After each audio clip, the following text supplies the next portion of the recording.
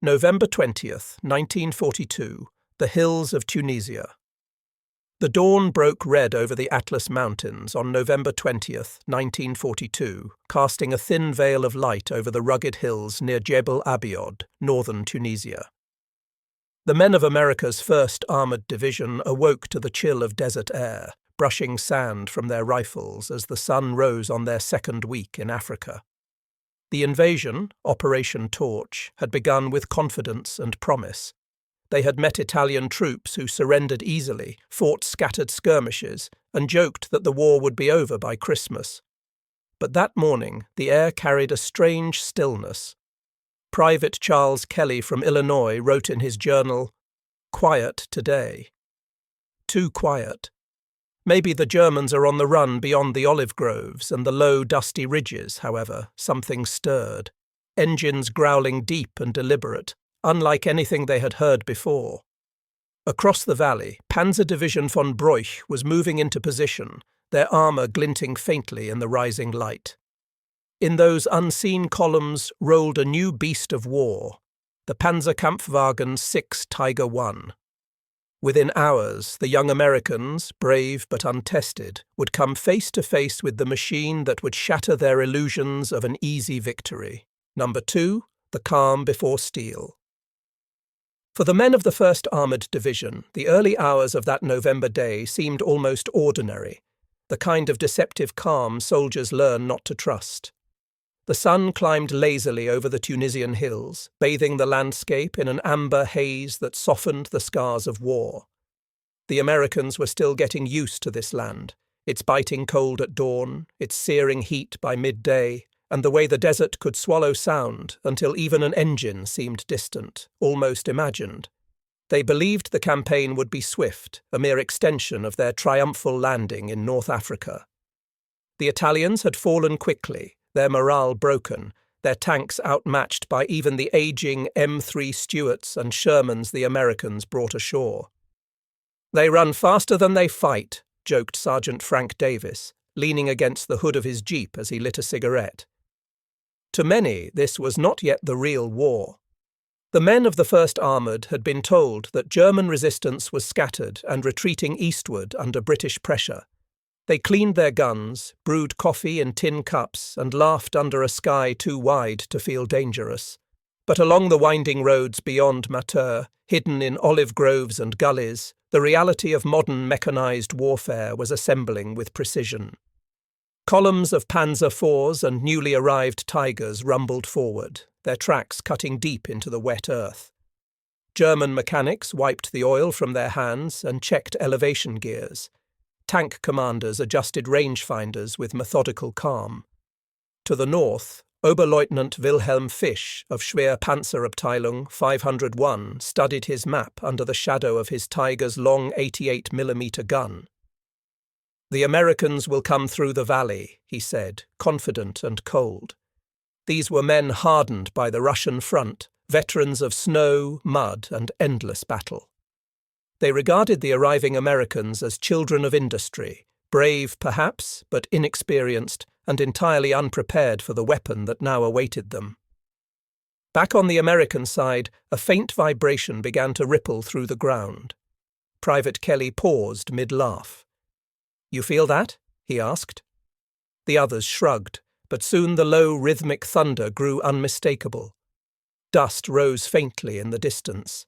Lieutenant William Hankins raised his field glasses and saw dark specks emerging over the ridge, moving with terrible purpose. "They're not Italians," he murmured. The calm that had cradled the morning dissolved. The age of steel had come to Tunisia. Number 3, first sight. The first true encounter came just after noon, when the desert light was harshest and every horizon shimmered with heat. The American scouts had moved ahead, pushing cautiously through the shallow valleys north of Jebel Abiod, where dry grass hissed in the wind and olive trees stood like sentinels over the rocky ground. From a distant ridge, Lieutenant William Hankins steadied his binoculars, squinting into the glare. At first, what he saw seemed impossible. Dark, hulking silhouettes moving with mechanical grace, low and broad, their turrets turning as if in search of prey. "They're tanks," he said quietly, "but not ours." The outlines grew sharper, long barrels, square armor, and the glint of sunlight on black iron crosses. It was the first time American soldiers had ever laid eyes on the Tiger I, the most feared tank of its age. The sound that followed was like thunder torn apart, a rolling, rhythmic growl of engines that shook the air. Even men who could not see them could feel them, a tremor crawling through the soles of their boots. Moments later, the calm was broken by a streak of fire across the sky. An 88mm shell, travelling faster than sound, tore through the desert silence and struck an M3 Stuart on the forward line. The tank erupted instantly, metal twisting outward like a broken flower. The men around it scattered, shouting for cover. "Jesus Christ, what hit us?" someone screamed over the radio. There was no answer, just the steady rhythm of more guns. A second shot slammed into a Sherman, punching straight through its armor, and the crew barely had time to open the hatches before flames engulfed the interior. From Hankins's position, it looked like the earth itself had opened up to swallow them. He radioed command. "Enemy armor sighted. Large caliber, unknown type." The reply crackled back through static. "Engage and assess." But assessment was already beyond them. Their 37mm rounds bounced harmlessly off the German tanks like pebbles striking a wall. Private Kelly watched through the periscope of his tank as tracer rounds ricocheted in every direction. "We're hitting them, sir," he shouted, "but they don't even flinch." The Tiger crews advanced methodically, their turrets sweeping side to side, their steel bodies indifferent to the storm of small arms fire. For the first time, the Americans realized they were facing something beyond their imagination, an enemy that could not be stopped by courage alone. Number 4, fire and shock. The valley north of Jebel Abiod erupted in chaos as the German formation opened fire with terrifying precision. The sound of the 88mm guns was unlike anything the Americans had heard before, deep, concussive blasts that seemed to tear the air apart. The first shells slammed into the American lines, sending geysers of dirt and flame into the sky. Tank crews scrambled to respond, their hands trembling as they tried to align their turrets. "Get that rangefinder on target," Lieutenant Hankins shouted, but even as his men adjusted the sights, another explosion swallowed a Sherman 300 yards ahead. The blast flipped the tank onto its side like a child's toy. Sergeant Frank Davis, crouched behind a half-buried boulder, later remembered, "It felt like the earth was being punched by God himself." The Americans fired back with everything they had: 37mm guns, 75mm shells, and machine guns rattling uselessly against the thick German armor. Each hit left nothing but black smudges on the Tiger's plates, as if the bullets themselves were too afraid to penetrate. Across the field, the German tank commanders advanced steadily, unhurried, confident. Through the narrow vision slit of his Tiger, Oberleutnant Fish observed the battlefield with clinical calm. His loader rammed another 88mm shell into the breach. "Feuer," he said softly, and the cannon boomed again. Another American tank vanished in a blossom of fire. Fish's gunner smirked. "They die fast," he muttered. To them, this was not a battle, but a demonstration, the perfection of design and doctrine. The Tigers moved in disciplined coordination, their engines rumbling like an iron heartbeat. Each explosion marked another victory for German engineering and another heartbreak for the men who faced it. By late afternoon, smoke hung over the valley like a shroud. The air stank of oil, cordite, and burned rubber. Radio communication had broken down completely.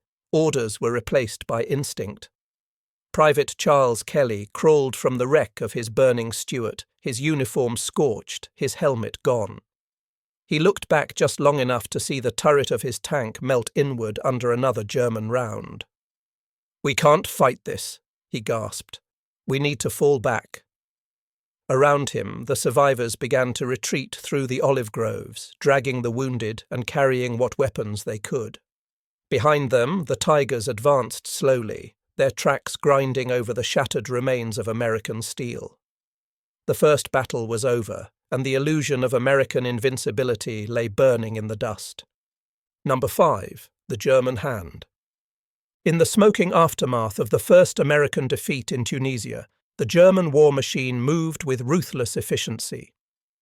Across the scarred valley, where wrecked Shermans still burned and the air shimmered with the heat of twisted metal, Oberleutnant Wilhelm Fisch stood atop his Tiger tank, surveying the battlefield through binoculars streaked with soot. The sky was a flat, merciless blue, and the silence that followed the fighting seemed almost obscene. To Fisch, this was familiar terrain, not the geography of Africa, but the landscape of victory. He had fought at Kharkov and Leningrad, had seen snowdrifts turned to ash by artillery fire, and knew the face of panic when an untested enemy met German steel for the first time. "Die Amerikaner," he told his driver. "Fight with courage, but not with understanding." His words were calm, almost instructional. The Americans had bravery, yes, but bravery alone could not stop an 88mm shell travelling at 900 meters per second. The Tiger was not just a tank, it was an idea made real, the embodiment of German industrial ambition and tactical doctrine. All around him, the crew of Schwere Panzer Abteilung 501 went about their tasks with mechanical discipline. Loaders checked ammunition racks, gunners cleaned barrels still hot from firing, mechanics crawled beneath the massive vehicles to inspect tracks clogged with sand and oil. The Tigers had taken minor damage, scuffed paint, a cracked periscope, but nothing serious. They had crushed the American vanguard in less than 2 hours. For the Germans, it was confirmation of their technical supremacy. For the Americans, it was the first grim chapter in a long education. Fisch opened his logbook and began to write, as if chronicling an experiment. Engaged U.S. armoured elements northwest of Jebel Abiod. Enemy armour light and medium, fire effective at range beyond 1 kilometre. No losses sustained. Recommend continuation eastward toward Matur. His handwriting was neat, detached, almost bureaucratic. Yet beneath that precision lay the quiet thrill of dominance, the feeling of holding history's momentum in the palm of one's hand. Meanwhile, American medics moved among the wrecks, pulling survivors from smoking hulls. Some men lay silent, stunned beyond speech. Others wept or shouted names into the haze. The smell of gasoline and blood hung thick in the air. Lieutenant Hankins staggered from his command jeep, uniform torn, face blackened with soot. He watched a Tiger roll past at a distance, its silhouette vast and inhuman against the rising sun. "It wasn't a tank," he said later, his voice hollow. "It was a fortress that moved." In that moment, the psychological war was already lost. Reports from the field began to flood into Allied headquarters. German heavy tank identified, believed to be new model. Armour impervious to standard shells. Recommend urgent review of anti-tank capabilities. The message was relayed to Algiers, then to London, and finally to Washington, where engineers at Aberdeen Proving Ground studied the details with disbelief. To the Germans, the day's victory was routine. A test passed, a front secured. To the Americans, it marked the death of naivete. The Tiger's arrival was not merely a tactical challenge, but a revelation that industrial might alone did not guarantee battlefield dominance, that courage untempered by experience could crumble under mechanical precision. As the sun sank behind the hills, Fisch's crew climbed back into their tank. The great machine rumbled to life once more, its engine roaring like an iron heart. "Weiter," Fisch ordered. "Forward." The Tigers rolled eastward, their tracks grinding the bones of the desert, leaving behind a valley littered with the wreckage of American confidence and the first true measure of what lay ahead. Number 6. Retreat and Reckoning. The American withdrawal from the valley north of Jebel Abiod began in a haze of dust, confusion and disbelief. The 1st Armoured Division, battered and bloodied, fell back toward hastily chosen defensive lines near Teburba, their formations broken, their radio lines in tatters. The men who could still walk carried the wounded on improvised stretchers made from tent canvas and broken rifle slings. Those who could not be moved were left with morphine and whispered prayers, their faces lit by the burning wrecks of their tanks. The desert, so still that morning, now echoed with the rattle of retreat, truck engines straining under the weight of survivors, boots scraping over hard earth, shouted orders lost to the wind. Private Charles Kelly, his uniform stained with soot and oil, looked back once at the valley they had entered with such confidence just hours before. Smoke curled upward from a dozen burning vehicles. "We came thinking we were hunters," he muttered, "but it turns out we were the prey." His words carried the hollow weight of realization that this war, the great crusade against fascism, would not be won by optimism or numbers alone. In the command tents at Taburba, officers gathered around rough wooden tables strewn with maps, empty coffee mugs, and half-burned candles. The smell of diesel and sweat clung to the canvas. Colonel John Waters, a man who had trained countless tank crews back in the States, stood silent as reports came in. 38 tanks destroyed, more than 100 men killed, dozens missing. "They were waiting for us," one lieutenant said, voice trembling. Another added, "We never even got close." Our shells bounced off like pebbles. The colonel ran a hand down his face and exhaled slowly. For months, American industry had promised that its armoured divisions would dominate through sheer production. Yet here, on the barren soil of North Africa, the illusion of industrial superiority lay in ashes. The Tiger Eye had exposed a painful truth, that American tanks designed for speed and mass deployment were no match for the precision and lethality of German engineering. Farther to the rear, engineers and intelligence officers examined what little remained of the destroyed tanks. They measured the entry holes where German shells had pierced armour as if it were paper, calculating angles and estimating velocity. A captured shell casing from an 88mm KWK-36 gun was passed hand to hand, its brass surface still warm.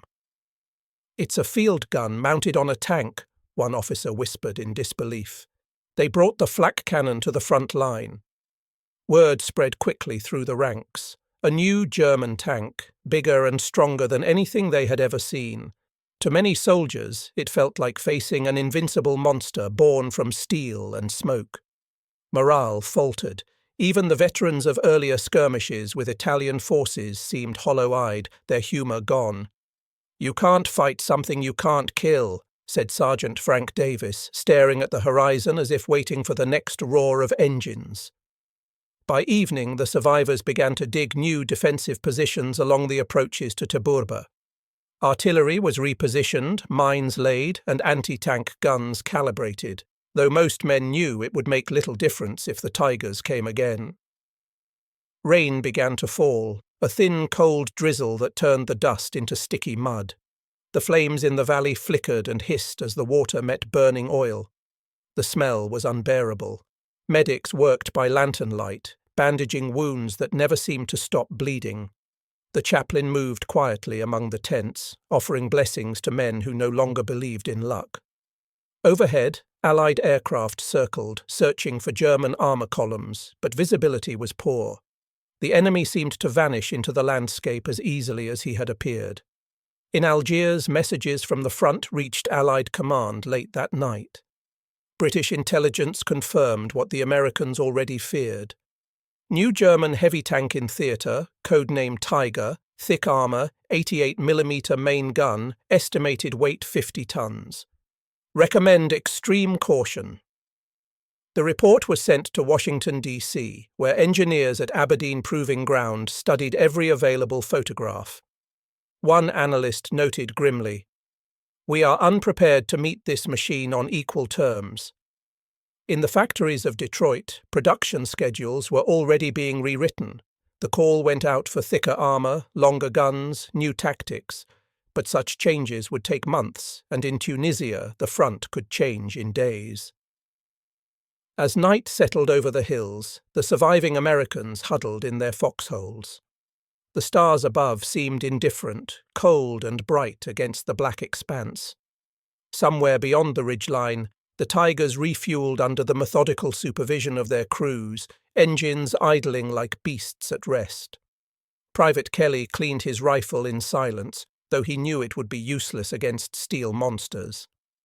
"They can bleed," his sergeant said quietly, though even he didn't sound convinced. The Americans were learning that war was not only fought with weapons, but with adaptation, with will, with the ability to learn faster than one's enemy. The desert had become their teacher, and its first lesson was brutal. Courage must evolve, or it will die beneath the tracks of history. Number 7, learning the machine. In the days that followed the battle north of Jebel Abiod, the shock of defeat hardened into something quieter and more enduring: resolve. The 1st Armoured Division, though bloodied, was not broken. Commanders ordered every surviving crew to debrief, sketch, and memorize every detail of the enemy they had faced. From memory and fragments of battlefield wreckage, they reconstructed the anatomy of the Tiger tank: its slab-sided armour, its 88mm gun that could destroy a Sherman from over a mile away, and its engine that roared like a locomotive. Intelligence officers collected reports from the British, who had encountered the same machines earlier in the Tunisian campaign. Those accounts confirmed what the Americans already knew. The Tiger was not merely a weapon, it was a system, a philosophy of war in steel form. Every inch of its construction reflected a German belief that quality and precision would triumph over quantity and haste. "They built a tank like we build a battleship," remarked Captain Henry Cartwright, tracing the outline of the Tiger on a chalkboard in the Tabourba command tent. "And we came at it with pop guns." The realization stung deeply. In training camps back home, officers had promised that American mobility and industry would overwhelm any obstacle. The Shermans, they had said, were fast, easy to repair, and produced in such numbers that no enemy could stand against them for long. But the desert had exposed the flaw in that logic. Speed meant nothing when armour could not stop a single shot. Mechanics examined the battered hulks brought back from the battlefield, shaking their heads at the neat round holes left by German shells. "Went in one side, came out the other," muttered one engineer, "and didn't even slow down. The army began revising its tactics overnight. Orders went out to avoid head-on engagements, to call in artillery and airstrikes against German armour, and to use terrain as a weapon. Tank crews practiced ambush drills in the wadis, using rocks and scrub as cover, their commanders drilling into them the new mantra: see first, shoot first, move first. Meanwhile, Allied intelligence was racing to uncover the Tiger's weaknesses. British technical units, who had managed to capture a damaged Tiger near Mejez El Bab, sent detailed reports to American headquarters. They noted that the tank's tracks were wide and complex, making field repairs difficult, and that its heavy weight made it prone to bogging down in soft ground. The Americans studied those findings carefully, realizing that brute force would not win this fight. Knowledge would. Every engagement from then on would be part battle, part experiment. Pilots were briefed on identifying Tiger formations from the air. Tank destroyer crews were taught to aim for tracks and rear armour, and infantrymen were equipped with improvised explosive charges. "You don't kill a Tiger," Sergeant Frank Davis told his squad. "You outthink it." But learning came at a cost. Throughout late November and into December 1942, American and British forces clashed repeatedly with the advancing 5th Panzer Army under General Hans-Jürgen von Arnim. Each encounter brought heavy casualties, yet each also brought a greater understanding of how to fight. In a letter home, Private Kelly wrote, "The Tigers don't scare us like they used to.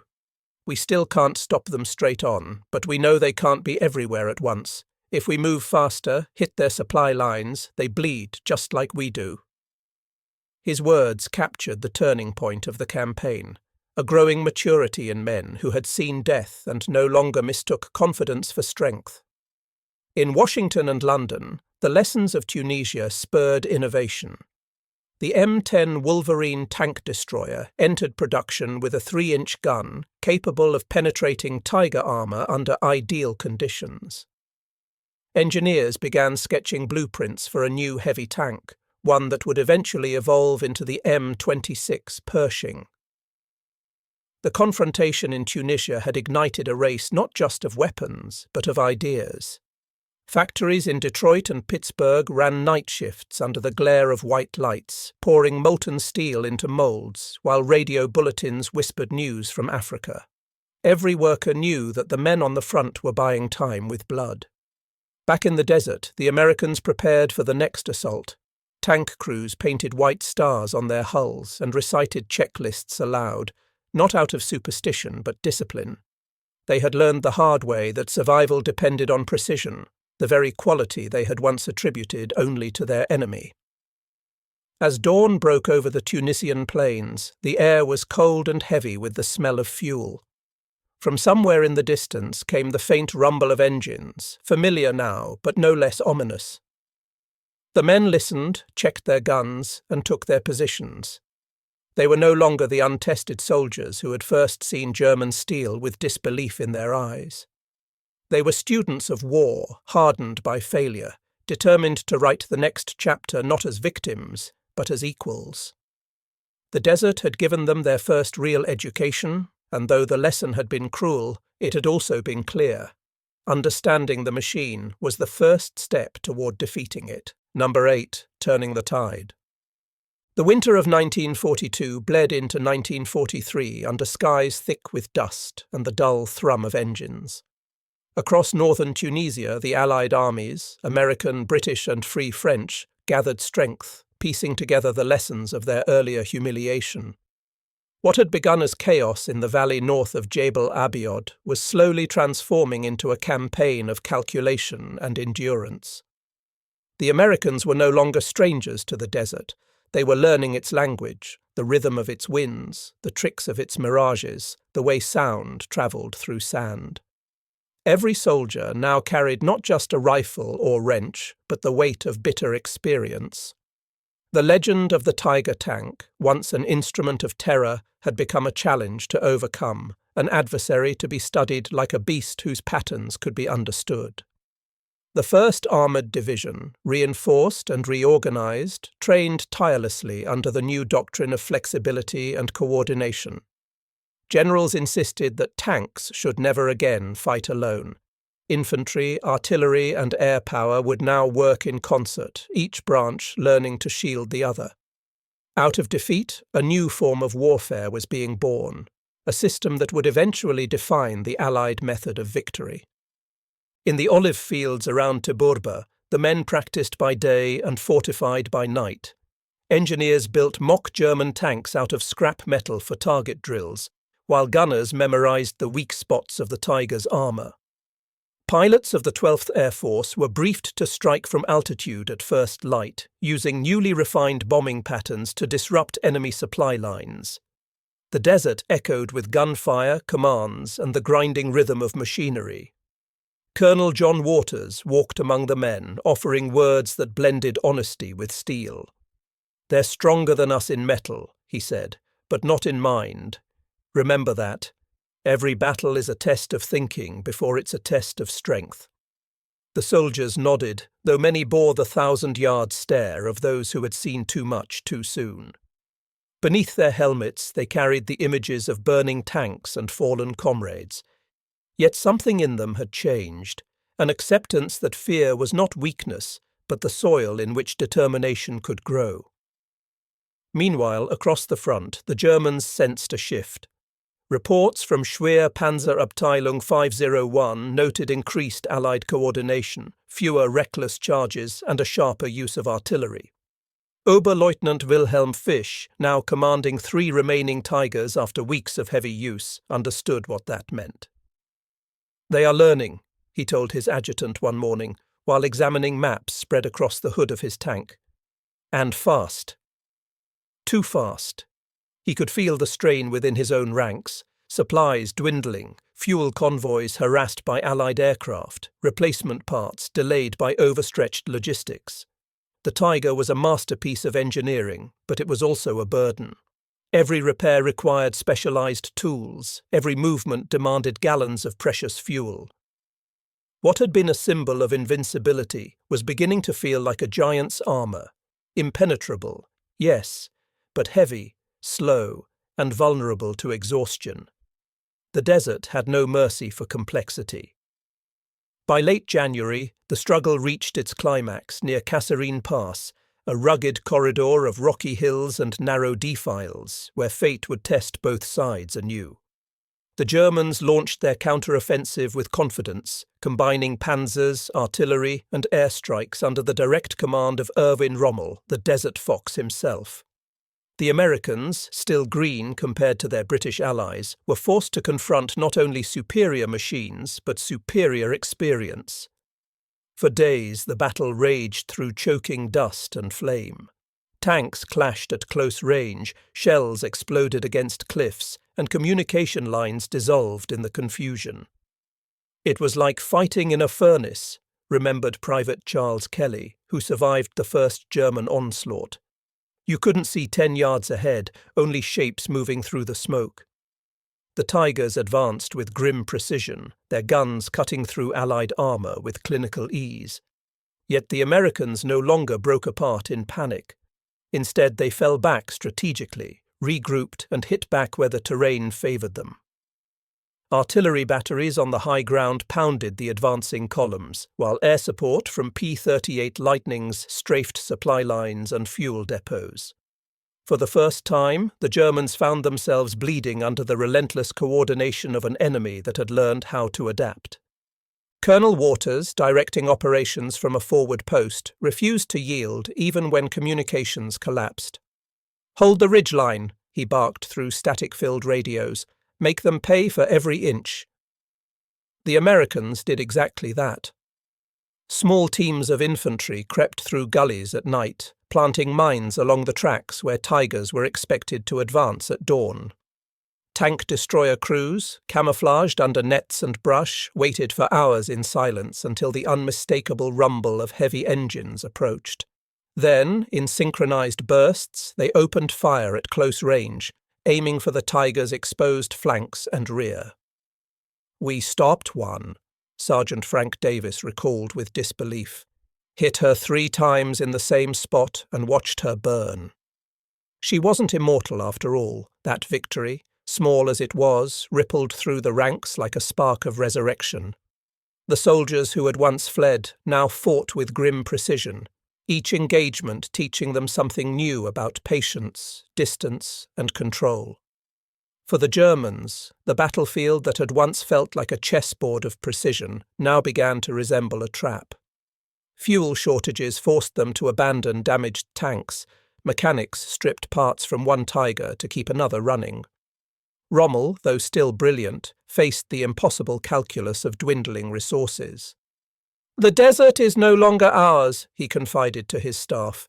"The enemy learns too quickly." His words echoed the fate of every empire that underestimated the capacity of adaptation. By mid-February, the Allied lines held firm. The German assault faltered. Smoke curled over Kasserine like a shroud as Rommel's forces withdrew eastward. The once invincible Tigers, reduced by mechanical failure and lack of fuel, limped back toward Tunis, their treads cutting deep scars into the desert. When the silence finally fell, the Americans walked among the wreckage of their victory. The ground was littered with blackened hulls, some theirs, many not. Private Kelly found himself standing beside a smouldering Tiger, its massive barrel drooping like a defeated creature's neck. He reached out and touched the cold metal, feeling the weight of what it meant. "This is what beat us," he said softly. "And this is what taught us." Around him the men nodded in solemn agreement. The desert wind carried away the smoke, revealing the first clear sky they had seen in weeks. The war was far from over, but something irreversible had shifted. The myth of German invincibility had cracked, and through that fracture, the light of Allied resilience began to shine. The Americans had learned not only how to fight, but how to endure. And endurance, they now understood, was the true armour of war. Number 9, transformation of a force. When the dust finally settled over Tunisia in the spring of 1943, the sound of battle gave way to the metallic clatter of rebuilding. What had begun as a disastrous baptism by fire had transformed the US Army into something unrecognizable from the green force that had landed in North Africa just months earlier. The lessons learned in the crucible of Jebel Abiod, Teburba, and Kasserine Pass were written not in ink, but in blood and steel. Every shattered tank, every burned-out half-track, every letter home from a soldier who had seen a tiger through a haze of smoke became a fragment of a larger revelation. The Americans had learned that industrial might alone could not win a war. It had to be paired with adaptation, intelligence, and unity of command. Under the guidance of General Dwight D. Eisenhower, the Allied armies reorganized, refining communication, coordination, and trust between branches that had once operated like strangers. The Americans who had fled before German armor now stood shoulder to shoulder with British veterans of El Alamein, no longer apprentices, but equals in endurance. Training camps rose in the red dust of Algeria and Morocco, echoing with the grind of tank treads and the bark of new orders. The armoured school rewrote its manuals overnight, integrating the experiences of Tunisia into every lesson. Instructors taught tankers how to exploit terrain, use smoke screens, and call in precise airstrikes. Crews learned to repair their vehicles under fire, to strip a Sherman's engine in the dark and have it running again before dawn. "The desert made us soldiers," said Lieutenant William Hankins, who had survived the first clash with the Tigers. "It taught us that courage without knowledge is suicide, and knowledge without courage is cowardice." His words were repeated across the training grounds like scripture. Mechanics began modifying their tanks in the field, adding extra armor plates, welding spare track links across the hull, and reinforcing gun mantlets. Pilots practiced low-altitude strafing runs on dummy tanks, learning how to strike from the sun and vanish before German flak could respond. Slowly, the balance began to shift. The Americans were no longer chasing the war, they were shaping it. Across the front lines, the British Eighth Army under General Bernard Montgomery advanced from the east, pressing Rommel's weary Afrika Korps toward the sea. From the west, the revitalized American II Corps moved with a precision that astonished even their allies. Their columns stretched across the desert in perfect formation, coordinated by radio networks that pulsed like a living organism. The air was filled with the hum of logistics, convoys of fuel trucks, medical units, and repair depots that ensured no machine sat idle for lack of a part. "It was the first time I felt we could win," recalled Sergeant Frank Davis, tightening the straps on his helmet as his column advanced toward Bizerte. "Not because we had better guns or bigger tanks, but because we finally knew what we were doing." That sentiment, echoed by thousands of soldiers, marked the birth of a new kind of confidence, not arrogance but conviction earned through suffering. The Germans, for their part, fought with desperate brilliance. Their Tiger crews remained formidable, and every engagement still carried the sting of danger. Yet the tide of war was turning against them. The Allied air forces now ruled the skies, their bombers pounding supply lines and ports. Fuel grew scarce, replacement parts arrived too late or not at all. The same meticulous engineering that made the Tiger magnificent also made it fragile under the relentless tempo of modern warfare.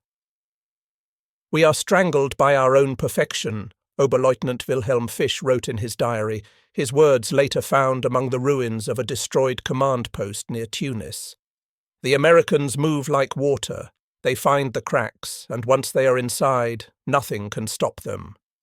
His observation captured the truth of the campaign. The Allies had learned flexibility, the art of turning weakness into strength. By May 1943, the last German and Italian forces in North Africa surrendered. Over 250,000 Axis troops were captured, their equipment abandoned across the sands. The once proud Tigers, those engines of fear that had haunted American dreams, now sat silent and smoking, trophies of a battle that had remade an army. Soldiers posed for photographs beside their massive hulks, touching the thick armor with the awe of men who had survived the impossible. "She's just a machine," Private Charles Kelly said softly as he stood beside a disabled tiger, its tracks half buried in sand. "But she taught us more than any general ever could." Around him, his comrades nodded. They were leaner now, harder, their faces carved by sun and loss, but their eyes carried a steadiness that no training manual could produce. They had learned the difference between fear and respect, between pride and perseverance. Back in Washington, the transformation was measured not in speeches, but in blueprints and production lines. Engineers at Chrysler, Ford, and General Motors worked alongside military advisors to design new tanks capable of matching German armor in both firepower and protection. The M4A3E8 Sherman, nicknamed Easy 8, would emerge from those designs, faster, stronger, and deadlier than its predecessors. The prototype of the M26 Pershing loomed on drawing boards, envisioned as America's true answer to the Tiger. Every rivet and weld carried the memory of Tunisia, a silent promise that no American soldier would again go to battle so unprepared. The industrial miracle of the United States was being redirected with sharper purpose, guided now by experience rather than theory. In letters home, soldiers tried to explain what they had witnessed. "The desert changes a man," wrote Hankins to his wife in Kansas. "You see how small you are under that sky, how quick the world can end. But you also learn what kind of man you want to be when it doesn't." Those letters, filled with humility and quiet resolve, found their way into newspapers, inspiring a nation still adjusting to the long shadow of global war. Civilians read about the Tigers and the battles of Tunisia not as distant events, but as parables of endurance, a reminder that progress often comes only through failure. By the summer of 1943, as Allied forces prepared to invade Sicily, the Americans no longer saw themselves as newcomers to the conflict. They had faced the worst and survived it. The names of their fallen, etched into temporary crosses across the Tunisian hills, stood as silent teachers. Each one told the same story: that courage without adaptation is wasted, but when the two are fused, they become unstoppable. As the transports lined the coast, engines rumbling in the pre-dawn dark, Private Kelly stood on the deck of his ship, gazing back at the faint outline of Africa disappearing beneath the horizon. "That's where we learned how to fight," he said quietly. "That's where we stopped running." The war was far from over, but the men who sailed toward Europe carried something more powerful than weapons. They carried understanding, the kind that only fire can forge. Number 10, the legacy of steel and memory. The war did not end in Tunisia, but in many ways the story of how the Americans learned to fight began and ended there. When the Tigers first appeared in North Africa, they were the embodiment of fear itself, massive, unyielding, unstoppable. Yet by the time the final shots were fired in Europe in May 1945, that fear had become history, replaced by a quiet, hard-earned confidence. The men who had once run from the thunder of German guns now rolled into the ruins of Berlin in their own machines of steel, the culmination of 3 years of adaptation and sacrifice. Every lesson from those early encounters, every broken tank, every lost comrade, had been transformed into doctrine, into engineering, into will. The memory of that first day in Tunisia, when the ground shook and the sky burned, remained carved into the hearts of those who had survived it. "We didn't just beat the Germans," said Lieutenant William Hankins years later. "We beat the part of ourselves that thought we couldn't." His words captured what history would later confirm, that victory was not born of superiority, but of learning and the courage to change. In the years following the war, historians traced the evolution of the US Army back to those first encounters with German armor. The defeats at Jebel Abiod and Kasserine Pass became required study at West Point, their failures dissected with surgical precision. Every map, every report, every photograph of burning Shermans was re-examined, not as a shame to be hidden, but as a foundation to be built upon. The Tiger tank, once a symbol of terror, became an artifact of memory, a relic displayed in museums, its thick armour pitted with the scars of time. Children would climb on its treads without knowing what it once meant to see one crest a hill in the desert sun.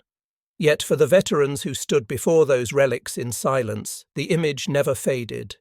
They could still smell the burning oil, still hear the muffled thud of shells striking sand, still see the faces of men who had gone forward and not returned. The Tiger, in the end, became more than a machine. It was a mirror, showing humanity both the depths of its destruction and the reach of its resilience. When Private Charles Kelly returned home to Illinois in 1946, he brought with him a single keepsake, a fragment of steel from a destroyed Tiger's side plate. He kept it in a small box beside his medals, tarnished and darkened by years. "That's what courage looks like," he would tell his children. "Not the steel, but the men who faced it." Across the nation, thousands of soldiers carried similar relics, bits of metal, photographs, sand from North Africa pressed into glass jars, silent witnesses to the moment when youth met war and did not turn away. The transformation of America's army mirrored the transformation of its people. Factories that once built cars now built engines for peace. The same hands that had forged guns now forged bridges. And yet, beneath the triumph, there remained a quiet reverence for the men who had learned the cost of progress the hard way. In the end, the legacy of that first encounter with German armour was not merely tactical or industrial, it was human. It taught that courage is not the absence of fear, but the mastery of it, that strength is born from failure endured, not avoided, and that history remembers not only who won, but who learned. On the 20th of November each year, the veterans of the 1st Armoured Division would gather in reunion halls and toast to that terrible defining day. They would speak of Jebel Abiod, of the smoke, the heat, the shock, and of how it made them who they were. Outside, the world moved on, but within those walls, the desert was alive again, the rumble of engines echoing in memory. And as the last of them faded with time, their story remained, a testament to transformation, to endurance, and to the unyielding truth that even in the darkest hours of war, the human spirit learns, adapts, and endures.